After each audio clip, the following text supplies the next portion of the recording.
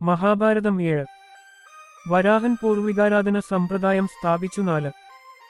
വൈശമ്പായനൻ പറഞ്ഞു, കാലക്രമേണ ബ്രഹ്മാവിന്റെ പുത്രനായ നാരദൻ ദിവ്യസേവനം ചെയ്യുകയും പിന്നീട് പിതൃസേവനം നടത്തുകയും ചെയ്തു. അപ്പോൾ ധർമ്മത്തിന്റെ മൂത്ത പുത്രനായ നാരദൻ അദ്ദേഹത്തോട് ചോദിച്ചു, ഹേ രണ്ടിൽ ശ്രേഷ്ഠ, ദിവ്യസേവനത്തിലും ദരിദ്രരെ സേവിക്കുന്നതിലും നീ ആരെയാണ് ആരാധിക്കുന്നത്? ഹേ ജ്ഞാനികളിൽ ശ്രേഷ്ഠ, നീ ചെയ്യുന്ന ഈ സേവനം എന്താണെന്ന് യഥാസമയം ഞങ്ങൾക്ക് വിശദീകരിച്ചു തരൂ. അതിന്റെ ഫലം എന്താണ്? അപ്പോൾ നാരദൻ പറഞ്ഞു, പരമമായ അറിവും അത്യുന്നതമായ ആത്മത്യാഗത്തിന്റെ ശാശ്വത രൂപവുമായ ദിവ്യസേവനം അനുഷ്ഠിക്കണമെന്ന് നീ തന്നെ പണ്ട് പറഞ്ഞിട്ടുണ്ട്.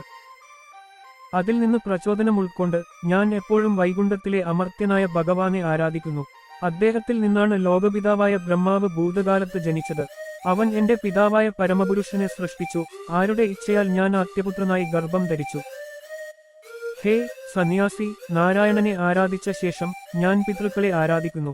അതിനാൽ ആ ഭഗവാൻ പിതാവും മാതാവും പിതാവുമാണ്. പിതാക്കന്മാർ പുത്രന്മാരെ ആരാധിച്ചിരുന്നു എന്ന് പറയുന്ന ഒരു വാക്യവുമുണ്ട്. വേദങ്ങളെക്കുറിച്ചുള്ള അറിവ് നഷ്ടപ്പെട്ടപ്പോൾ ദേവന്മാർ അത് അവരുടെ കുട്ടികളിൽ നിന്ന് തിരികെ എടുത്തു പഠിപ്പിച്ചു. അതിനാൽ മന്ത്രങ്ങൾ ജപിച്ച പുത്രന്മാർ പിതാക്കന്മാരുടെ സ്ഥാനം ഏറ്റെടുത്തു. ജീവജാലങ്ങളെ നിങ്ങൾക്കറിയാം, പുത്രന്മാരും പിതാക്കന്മാരും പരസ്പരം ആരാധിച്ചിരുന്നു. ദേവന്മാർ ഭൂമിയിൽ 3 ഭ്രൂണങ്ങളെ സ്ഥാപിച്ച് ആരാധിച്ചിരുന്നു. ഇതിനുള്ള കാരണം എന്താണ്? പണ്ട് ആ പൂർവികർക്ക് ഭ്രൂണം എന്ന പേര് എങ്ങനെ ലഭിച്ചു? നരനാരായണൻ പറഞ്ഞു, സമുദ്രത്താൽ ചുറ്റപ്പെട്ട ഈ ഭൂമി നശിക്കാൻ പോകുമ്പോൾ ഗോവിന്ദൻ വരാഹ രൂപം സ്വീകരിച്ച് വേഗത്തിൽ അതിനെ ഉയർത്തി. ആ പരമേശ്വരൻ ഭൂമിയെ അതിന്റെ ശരിയായ സ്ഥാനത്ത് നിർത്തി തന്റെ ശരീരം വെള്ളവും ചെളിയും കൊണ്ട് മൂടി ലോകക്ഷേമ പ്രവർത്തനങ്ങളിൽ ഏർപ്പെട്ടു. യാഗസമയം വന്നപ്പോൾ സൂര്യൻ ചക്രവാളത്തിലായിരിക്കുമ്പോൾ അവൻ 3 വിഗ്രഹങ്ങളെയും തൂണുകളിൽ സ്ഥാപിച്ച് നിലത്ത് സ്ഥാപിച്ചു. അവയിൽ സ്വയം അഭിസംബോധന ചെയ്തുകൊണ്ട് അവൻ പിതാവിന്റെ പ്രവൃത്തി ചെയ്തു. ആ ഭഗവാൻ സ്വന്തം മാർഗങ്ങളിലൂടെ ആ 3 പ്രതിമകളെ ഗർഭം ധരിച്ചു. ശരീരത്തിലെ ചൂടുമൂലമുണ്ടായ കൊഴുപ്പുള്ള മറുകുകൾ തടസ്സപ്പെടാതെ മുഖം തന്റെ നേരെ തിരിച്ച് ആ പ്രതിമകളെ ആരാധിച്ചു. പിന്നീട് ധർമ്മം സ്ഥാപിക്കുന്നതിനായി ശ്രീഹരി പറഞ്ഞു, ഭഗവാൻ വൃഷഭാവി പറഞ്ഞു, ലോകശുദ്ധനായ ഞാൻ പിതൃത്വം സൃഷ്ടിക്കാൻ തീരുമാനിച്ചു. പിതാവിന്റെ രീതികളെക്കുറിച്ച് ചിന്തിക്കുമ്പോൾ ഈ 3 പ്രതിമകളും എന്റെ കൈകളിൽ നിന്ന് തെക്കോട്ട് ഭൂമിയിലേക്ക് വീണു. അതിനാൽ ഇവ പിതൃക്കളാണ്. ഈ 3 രൂപമില്ലാത്ത പ്രതിമകളാണ് ശരീരൂപം. ഇവയെ ലോകത്തിലെ നിത്യപിതൃക്കളെന്നു വിളിക്കണം.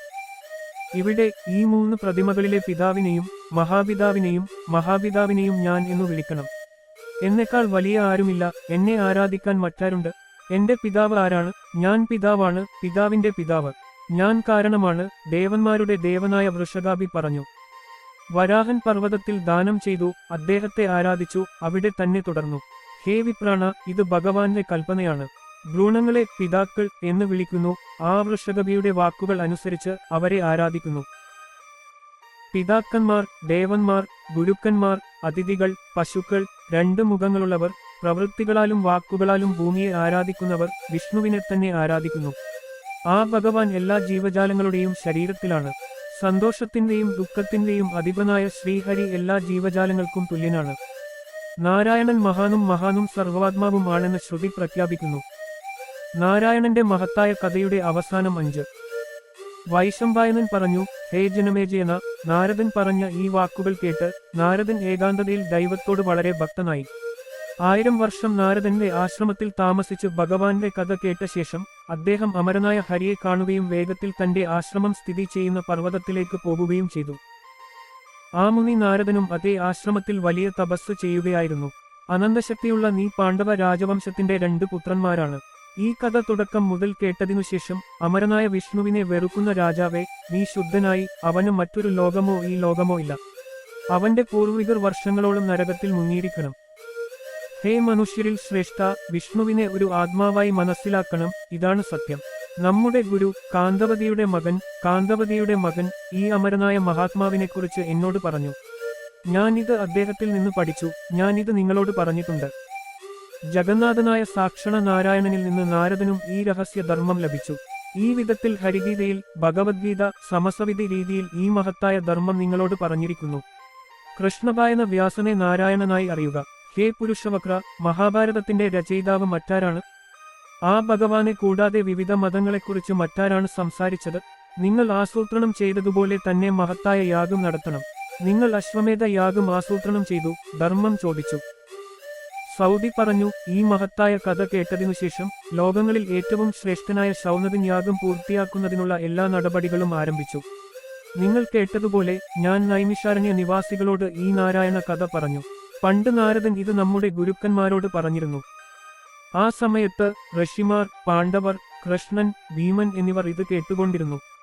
അദ്ദേഹം പരമോന്നത ഗുരുവും ജനങ്ങളുടെ നാഥനും ലോകത്തിന്റെ നാഥനും വിശാലമായ ഇരിപ്പിടം ധരിച്ചവനുമാണ്, വേദജ്ഞാനത്തിന്റെ നിധിയും സന്യാസ നിയമങ്ങളുടെ നിധി, ഇരുവർക്കും പരമമായ നന്മയുടെ പരിപാലകൻ, ദേവന്മാരുടെ ഉപകാരി. ആ ഹരി നിങ്ങളുടെ ഭരണാധികാരിയാകട്ടെ. അസുരന്മാരെ നശിപ്പിക്കുന്നവൻ, ദുഷ്ടാത്മാക്കളുടെ നിധി, വിജയത്തിന്റെ ഉറവിടം, തേൻ വഹിക്കുന്നവന്റെ കൈയുള്ളവൻ, ധർമ്മം മനസ്സിലാക്കി അനുഷ്ഠിക്കുന്നവർക്ക് വിജയം നൽകുന്നവൻ, അത് അനുഷ്ഠിക്കുന്നവർക്ക് സംരക്ഷണം നൽകുന്നവൻ, യാഗത്തിൽ ഒരു പങ്ക് സ്വീകരിക്കുന്നവൻ. അവന് 3 ഗുണങ്ങളുണ്ട്, ഗുണങ്ങളില്ലാത്തവ 4 രൂപങ്ങൾ. ഇവയുടെയെല്ലാം ഫലം അവൻ നേരുന്നു. അവൻ ശാശ്വതനാണ്, ധൈര്യത്താൽ ഒരിക്കലും കുലുങ്ങുന്നില്ല, ആത്മജ്ഞാനത്തിൽ നിന്ന് ജനിച്ച നല്ല വിജയം ജ്ഞാനികൾക്ക് നൽകുന്നു. ലോകത്തിന്റെ സാക്ഷിയായും അമർത്യനായും ഇതിഹാസ പുരുഷനായും സൂര്യന്റെ നിറമായും ദേവന്മാരുടെ നിറമായും പാതയായും ഏകമനസ്സോടെ അവനെ ആരാധിക്കുന്നു. കാരണം സലിലോത്ഭവ ദേവനും ആ മുനിയെ ആരാധിക്കുന്നു. അവൻ എല്ലാ ലോകങ്ങൾക്കും കാരണമാണ്. അവൻ അമൃതിന്റെ, മോക്ഷത്തിന്റെ ഇരിപ്പിടമാണ്. സൂക്ഷ്മവും ഉദാത്തവും അശാശ്വതവുമായ വാക്കാണ്. ഹേ ഉദാരമതിയായ ശൗന, മനസ്സിനെ നിയന്ത്രിച്ച സാഖ്യയോഗികൾ അവനെ ആരാധിക്കുന്നു. ഹയഗ്രീവ അവതാരം 1. ശൗനൻ പറഞ്ഞു, പരമപുരുഷൻ ധർമ്മഗൃഹത്തിൽ നരനാരായണന്റെ രൂപത്തിൽ ജനിച്ചുവെന്ന് ഞാൻ കേട്ടിട്ടുണ്ട്. ഹേ കുറ്റമറ്റ ബ്രാഹ്മണരെ, പിണ്ടോപതി മഹാവരാഹരത്തിൽ നിന്ന് എങ്ങനെ വന്നുവെന്നും അദ്ദേഹം തുടക്കത്തിലും അവസാനത്തിലും എന്തൊക്കെ രീതികൾ ആവിഷ്കരിച്ചുവെന്നും നീ എന്നോട് പറയുന്നത് ഞാൻ കേട്ടിട്ടുണ്ട്. സ്തുതികളെ ഭക്ഷിക്കുന്ന നാരായണൻ സമുദ്രത്തിന്റെ വടക്കുകിഴക്കൻ ഭാഗത്ത് ഹയഗ്രീവ അവതാരം സ്വീകരിച്ചതെങ്ങനെയെന്നും ദേവന്മാരുടെ ദേവനായ ബ്രഹ്മാവ് ആ രൂപം നേരിട്ട് കണ്ടത് എങ്ങനെയെന്നും ഞാൻ കേട്ടിട്ടുണ്ട്. ഹേ മഹർഷി, ദേവന്മാരുടെ പരമോന്നതനായ പരിധിയില്ലാത്ത തേജസ്സുള്ള ഹയഗ്രീവനെ കണ്ടപ്പോൾ ബ്രഹ്മാവ് എന്താണ് ചെയ്തത്? ഭഗവാന്റെ അവതാരത്തെ മനസ്സിലാക്കാത്തതിൽ നിന്ന് ഉണ്ടാകുന്ന ഈ സംശയം ഇല്ലാതാക്കുന്ന ഉത്തമതി, ആ മഹാൻ എന്താണ് ചെയ്തതെന്ന് ഞങ്ങളോട് പറയൂ. ഇതുവരെ പുണ്യകഥ പറഞ്ഞുകൊണ്ട് നീ ഞങ്ങളെ ശുദ്ധീകരിച്ചു. ഇതിന് സൂതപുത്രൻ മറുപടി പറഞ്ഞു, വേദങ്ങൾക്ക് തുല്യമായ ഈ പുരാതന കഥ ഞാൻ നിനക്ക് പറഞ്ഞുതരാം. വ്യാസൻ ജനമേജയന്റെ പുത്രന്മാരോട് ഇങ്ങനെ പറഞ്ഞു. ശ്രീഹരി ഹയഗ്രീവ അവതാരകഥ കേട്ട രാജാവും ഇതേ ചോദ്യം ചോദിച്ചു. ജനമേജയൻ പറഞ്ഞു, ഹേ സദ്വൃത്തരെ, ബ്രഹ്മാവ് എന്തിനാണ് ഹയഗ്രീവനെ കണ്ടത്? അത് പറയൂ. ഇതിന് വൈശമ്പായനൻ പറഞ്ഞു, ഈ ലോകത്ത് കാണുന്ന ഏതൊരു ജീവിയെയും പഞ്ചഭൂതങ്ങൾ ഉൾക്കൊള്ളുന്നതാണ്. അദൃശ്യനായ നാരായണനാണ് ലോകത്തിന്റെ സ്രഷ്ടാവ്. എല്ലാ ജീവജാലങ്ങളുടെയും ആന്തരിക ആത്മാവാണ് അദ്ദേഹം. എല്ലാം നൽകുന്നയാൾ. അദ്ദേഹം നല്ലതും ചീത്തയുമാണ്. ഹേ നിരുപശക്തമന, ഞാൻ പറയുന്നത് കേൾക്കൂ. 5 മൂലകങ്ങൾ എങ്ങനെയാണ് വലിയ തോതിൽ നശിപ്പിക്കപ്പെടുന്നതെന്ന് ഞാൻ നിങ്ങളോട് പറയാം. ഭൂമിയുടെ ഒരു അറ്റത്ത് ലയിച്ചു കഴിഞ്ഞാൽ വെള്ളം അഗ്നിയായും, അഗ്നി വായുവായും, വായു ആകാശമായും, ആകാശം പ്രകടമായ മനസ്സായും ലയിക്കുന്നു. അപ്പോൾ പ്രകടമായ വ്യക്തി അവ്യക്തമായ രൂപം സ്വീകരിക്കുന്നു. പിന്നീട് പ്രകടമല്ലാത്ത വ്യക്തിയുമായി ലയിക്കുമ്പോൾ വ്യക്തി സർവ്വവ്യാപിയായി മാറുന്നു. അങ്ങനെ നാശത്തിനുശേഷം എല്ലാം ഇരുണ്ടുപോയി, ഒന്നും ദൃശ്യമായില്ല. തമസിൽ നിന്ന് തമസിന്റെ രൂപമായ അനാശിയായ ബ്രഹ്മാവ് ഉയർന്നുവന്നു. വിരാധൂരന്റെ ശരീരത്തിൽ എല്ലാ നാമങ്ങളിലും രൂപങ്ങളിലും അദ്ദേഹം അഭയം പ്രാപിച്ചു. അനിരുദ്ധൻ എന്നാണ് അദ്ദേഹത്തെ വിളിക്കുന്നത്, അതായത് 3 തവണ അവ്യക്തമായത്. അറിവ് നേടിയ ആ ദൈവം, പ്രപഞ്ചം, ഹരി, ഭഗവാൻ, അവൻ ഉറങ്ങുകയായിരുന്നു. പല ഗുണങ്ങളുള്ള ഒരു വിചിത്ര ലോകം സൃഷ്ടിക്കുമെന്ന് അവൻ കരുതി. അവൻ വെള്ളത്തിൽ കിടന്നു. അവൻ അഹങ്കാരിയായി. എല്ലാ ലോകങ്ങളുടെയും പിതാവും ഹിരണ്യന്റെ ഗർഭപാത്രത്തിന്റെ നാഥനുമായ ആ ചതുർമുഖ ബ്രഹ്മാവ്. താമരയിൽ അദൃശ്യനായ ആ നിത്യൻ താമര പോലുള്ള കണ്ണുകളോടെ പ്രത്യക്ഷപ്പെട്ടു. 1000 ഇതളുകളുള്ള ഒരു താമരയിൽ ഇരുന്നു. അത്ഭുതകരമായ തേജസ്സുള്ള ആ ഭഗവാൻ കുഴപ്പമില്ലാത്ത ലോകങ്ങൾ കണ്ടു. ആ യഥാർത്ഥ പരമാത്മാവ് ജീവജാലങ്ങളുടെ സൃഷ്ടിയിൽ ഏർപ്പെട്ടിരുന്നു. സൂര്യരശ്മികൾ പോലെ തിളങ്ങുന്ന താമര ഇലയിൽ നാരായണനെപ്പോലെ 2 തുള്ളി വെള്ളം വെള്ളിയുടെ ഗുണങ്ങളെ പ്രതിനിധീകരിക്കുന്നു ഉണ്ടായിരുന്നു. അമർത്യനായ അച്യുതൻ അവരെ കണ്ടു. അവയിലൊന്നിൽ നിന്ന് തേൻ പോലെ തിളങ്ങുന്ന അദ്ദേഹം മധു എന്ന തമസിക മധുദൈത്യനായി. മറ്റേ കഠിനമായ തുള്ളിയിൽ നിന്ന് അദ്ദേഹം കൈതബൻ എന്ന രാജസദൈത്യനായി. മധു കൈതബ വടം 2. കയ്യിൽ ഒരു വടിയുമായി താമരത്തണ്ടിലൂടെ ഓടുന്ന മധു കൈതബ അനന്തമായ തിളക്കമുള്ള ബ്രഹ്മാവിനെ കണ്ടു. 4 വേദങ്ങളെയും മനോഹരമായ രൂപങ്ങളിൽ സൃഷ്ടിച്ചു.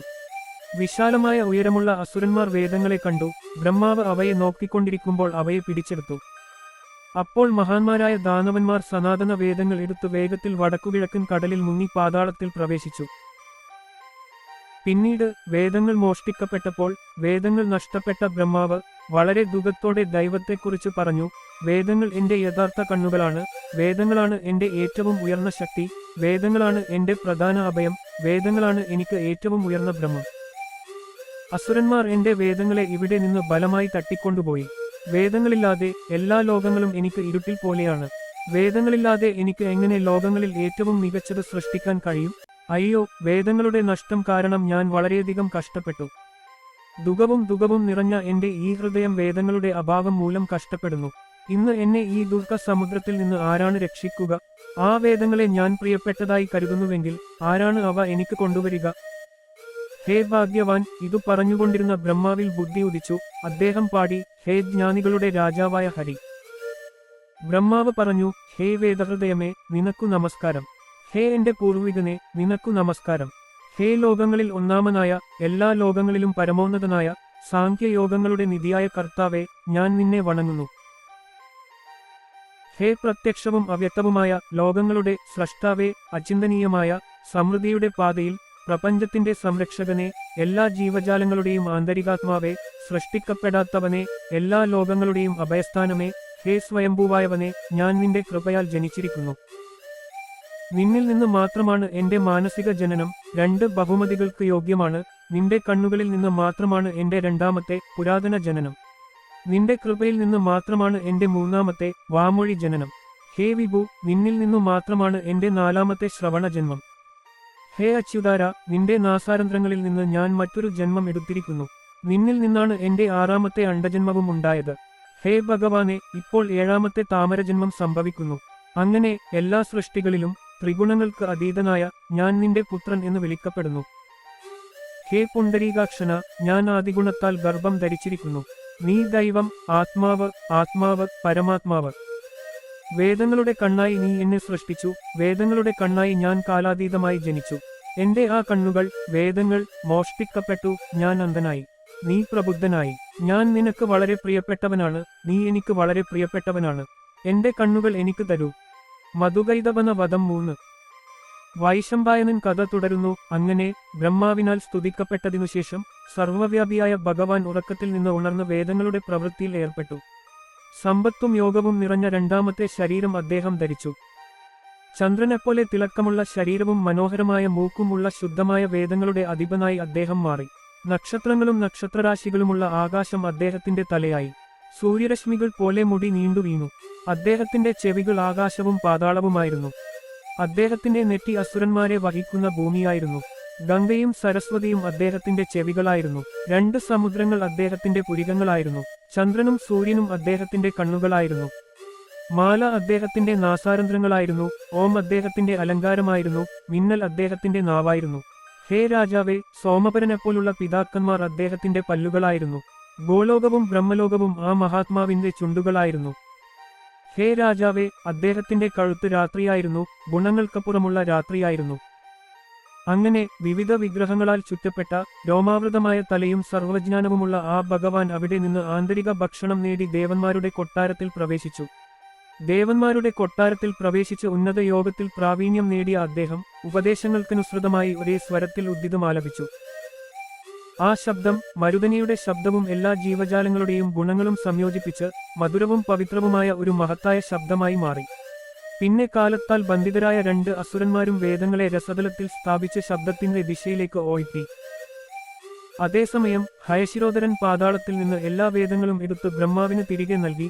അതുവഴി തന്റെ സ്വഭാവം വീണ്ടെടുത്തു. ആ ഹയശിരോധരൻ വടക്കുകിഴക്കൻ സമുദ്രത്തിൽ സ്ഥാപിച്ചു. അത് വേദങ്ങളുടെ ക്ഷേത്രമായി മാറി. പിന്നെ മധുകൈതബാദൻ വേഗത്തിൽ വേദങ്ങൾ സൂക്ഷിച്ചിരിക്കുന്ന സ്ഥലത്ത് എത്തി. വേദങ്ങൾ സൂക്ഷിച്ചിരിക്കുന്ന സ്ഥലം ശൂന്യമാണെന്ന് കണ്ട് അദ്ദേഹം വേഗത്തിൽ ജലസംഭരണിയിൽ നിന്ന് എഴുന്നേറ്റു. അവൻ നോക്കിയപ്പോൾ അതേ യഥാർത്ഥ പുരുഷനെ കണ്ടു. അവൻ അപ്പോൾ പൊട്ടാത്ത അവസ്ഥയിലായിരുന്നു. വെളുത്ത ചന്ദ്രനെപ്പോലെ തിളങ്ങുന്നു. അവൻ നിദ്രായോഗത്തിൽ അഭയം പ്രാപിച്ചു. തീജ്വാലകളുടെ മാലയാൽ ചുറ്റപ്പെട്ട ഒരു ജലാശയം സങ്കൽപ്പിച്ച് മനോഹരമായ തേജസ്സും ശുദ്ധമായ സത്തയും ഉള്ള 2 ധനവേന്ദ്രന്മാർ അവനെ നോക്കി ചിരിച്ചു. രാജാവിന്റെ ഗുണങ്ങളിൽ അത്ഭുതപ്പെട്ട് ഇരുവരും പറഞ്ഞു, നോക്കൂ, വെളുത്ത തൊലിയുള്ള ഈ മനുഷ്യൻ ഇവിടെ ഉറങ്ങുകയാണ്. അവൻ ജലാശയത്തിൽ നിന്ന് വേദങ്ങൾ മോഷ്ടിച്ചതായിരിക്കണം. ആരാണ് ഇത്? എന്തിനാണ് അവൻ ഒരു പാമ്പിനെപ്പോലെ ഉറങ്ങുന്നത്? അവൻ ഹരിക്ക് മുന്നറിയിപ്പ് നൽകി. അവർ യുദ്ധത്തിനായി വന്നതാണെന്ന് അറിഞ്ഞുകൊണ്ട് പരമാത്മാവ് യുദ്ധത്തിന് തയ്യാറായി. അതിനുശേഷം അവർക്കും നാരായണനും ഇടയിൽ ഒരു യുദ്ധം നടന്നു. ബ്രഹ്മാവിനെ തൃപ്തിപ്പെടുത്താൻ മധുസൂദനൻ ആ വെള്ളി മധുകൈതപങ്ങളെ കൊന്നു. അങ്ങനെ പരമാത്മാവ് അവരെ കൊന്ന് വേദങ്ങൾ കൊണ്ടുവന്ന് ബ്രഹ്മാവിനെ ദുഃഖത്തിൽ നിന്ന് മോചിപ്പിച്ചു. പിന്നെ ശ്രീഹരിയുടെ അനുഗ്രഹത്താൽ വേദങ്ങൾ സ്വീകരിച്ച ബ്രഹ്മാവ് ജീവജാലങ്ങളുടെ അഭയസ്ഥാനമായ എല്ലാ ലോകങ്ങളെയും സൃഷ്ടിച്ചു. ലോകങ്ങളെ സൃഷ്ടിക്കാൻ ആവശ്യമായ ബുദ്ധി ലഭിച്ച ബ്രഹ്മാവ് താൻ വന്ന സ്ഥലത്തേക്ക് മടങ്ങി. ഹയഗ്രീവന്റെ രൂപത്തിൽ ആ 2 ക്രൂരരായ അസുരന്മാരെ അലങ്കരിച്ച ശേഷം മഹാഭാഗ്യവാനായ ഹരി വീണ്ടും അതേ ശരീരം ധർമ്മപ്രചാരണത്തിനായി സ്വീകരിച്ചു. ഭഗവാന്റെ ഈ ഹയഗ്രീവ രൂപം പുരാണങ്ങളിൽ പ്രസിദ്ധമാണ്. അത് ഒരു അനുഗ്രഹമാണ്. ഇത് എല്ലാ ദിവസവും കേൾക്കുകയും ഓർമ്മിക്കുകയും ചെയ്യുന്ന ഒരു ബ്രാഹ്മണന് ഒരിക്കലും വിദ്യാഭ്യാസം നഷ്ടപ്പെടുന്നില്ല. ഹയഗ്രീവന്റെ രൂപത്തിൽ ഭഗവാനെ ആരാധിക്കുന്നതിലൂടെ പാഞ്ചാല മുനി പുരാതന വേദങ്ങളുടെ ശരിയായ പഠനം നേടി. ഹേ രാജാവേ, ഹയഗ്രീവന്റെ കഥ ഞാൻ നിങ്ങളോട് പറഞ്ഞിട്ടുണ്ട്. ഇത് ഒരു പുരാണവും വേദവുമാണ്. ദൈവം തന്റെ പ്രവൃത്തികൾക്കനുസരിച്ച് സ്വയം മാറുകയും താൻ സ്വീകരിക്കാൻ ആഗ്രഹിക്കുന്ന ഏത് രൂപത്തിലും സ്വയം പ്രത്യക്ഷപ്പെടുകയും ചെയ്യുന്നു. ഈ ധനികൻ വേദങ്ങളുടെ നിധിയാണ്, ഈ മനുഷ്യൻ തപസ്സിന്റെ നിധിയാണ്, ഈ ലോകം യോഗമാണ്, സാങ്ക്യമാണ്, ബ്രഹ്മാവിന്റെ പരമപ്രണയമാണ്. വേദങ്ങൾ നാരായണനുള്ളതാണ്, യാഗങ്ങളും സ്നേഹവും നാരായണനുള്ളതാണ്, തപസ് നാരായണനുള്ളതാണ്, അപ്രാപ്യമായ പാത നാരായണനുള്ളതാണ്, സത്യം നാരായണനുള്ളതാണ്, കർമ്മം നാരായണനുള്ളതാണ്, ആവർത്തനമില്ലാതെ പാത നൽകുന്ന വിരാമത്തിന്റെ പാത നാരായണനുള്ളതാണ്, വക്രമായ പാത നാരായണനുള്ളതാണ്, ഭൂമിയിലെ സുഗന്ധം നാരായണനുള്ളതാണ്. വായിലെ രസം നാരായണനുള്ളതാണ്, അഗ്നിയിലെ രൂപം നാരായണനുള്ളതാണ്, വായുവിലെ സ്പർശം നാരായണനുള്ളതാണ്, ആകാശത്തിലെ സ്പർശം പോലും നാരായണനെപ്പോലെയാണ്. അവ്യക്തമായ 3 ഗുണങ്ങൾ, കാലവും നക്ഷത്രങ്ങളും എല്ലാം നാരായണനാണ്. ദേവതകൾ പ്രശസ്തിയാണ്, ശ്രീലക്ഷ്മി, സാങ്ക്യ, യോഗ എല്ലാം നാരായണനെപ്പോലെയാണ്. മനുഷ്യൻ, അടിസ്ഥാനം, പ്രകൃതി, പ്രവൃത്തി, ദിവ്യത്വം ഇവയെല്ലാം നാരായണന്റെ രൂപങ്ങളാണ്. ശരീരം, കർത്താവ്, വിവിധ ഉപകരണങ്ങൾ, പ്രധാന പ്രവർത്തനങ്ങൾ, 5ാമത്തെ ദിവ്യത്വം ഇവയാണ് പ്രവർത്തനത്തിന്റെ 5 കാരണങ്ങൾ. ഇതിനെല്ലാം ഹരിയോടുള്ള ഭക്തി. പൂർണ്ണ ഉദ്ദേശ്യത്തോടെ തത്വശാസ്ത്രം അറിയാൻ ആഗ്രഹിക്കുന്നവരുടെ ലക്ഷ്യം ഹരി, മഹായോഗിയായ ഭഗവാൻ നാരായണൻ. ബ്രഹ്മാക്കളുടെയും ലോകങ്ങളുടെയും മഹാസായിമാരുടെയും സംഘികളുടെയും പാതയാണ് നാരായണൻ. ആത്മസാക്ഷാത്കാരം നേടിയവരുടെ മനസ്സിലുള്ളത് കേശവൻ അറിയുന്നു, എന്നാൽ അവർക്ക് സ്വന്തം മനസ്സ് അറിയില്ല. എല്ലാ ലോകങ്ങളിലും ദിവ്യകർമ്മങ്ങൾ ചെയ്യുന്നവൻ, ദാനം ചെയ്യുന്നവൻ, വലിയ തപസ്സു ചെയ്യുന്നവൻ, എല്ലാറ്റിന്റെയും അഭയം വിഷ്ണുവാണ്. എല്ലാ ജീവികളിലും അവൻ വസിക്കുന്നതിനാൽ അവൻ വാസുദേവനാണ്. അവൻ ശാശ്വതമായി പരമോന്നതനാണ്. അവൻ ഗുണങ്ങളില്ലാതെ വലിയവനാണ്. ഋതുക്കളിൽ അവൻ അതിന്റെ ഗുണങ്ങൾ നേടുന്നതുപോലെ അവൻ ആഗ്രഹിക്കുമ്പോഴെല്ലാം ഗുണങ്ങളുടെ മിശ്രിതം നേടുന്നു. ഈ മഹാത്മാവിന്റെ പാത ആർക്കും അറിയാൻ കഴിയില്ല. അവന്റെ പാത ആർക്കും കാണാൻ കഴിയില്ല. നിരവധി അവാർഡുകൾ ലഭിച്ച ഈ വ്യക്തിയെ ജ്ഞാനികളായ സായികളായ സായിമാർ കണ്ടെത്തി. മഹാഭാരതം 8 തുടരുന്നു.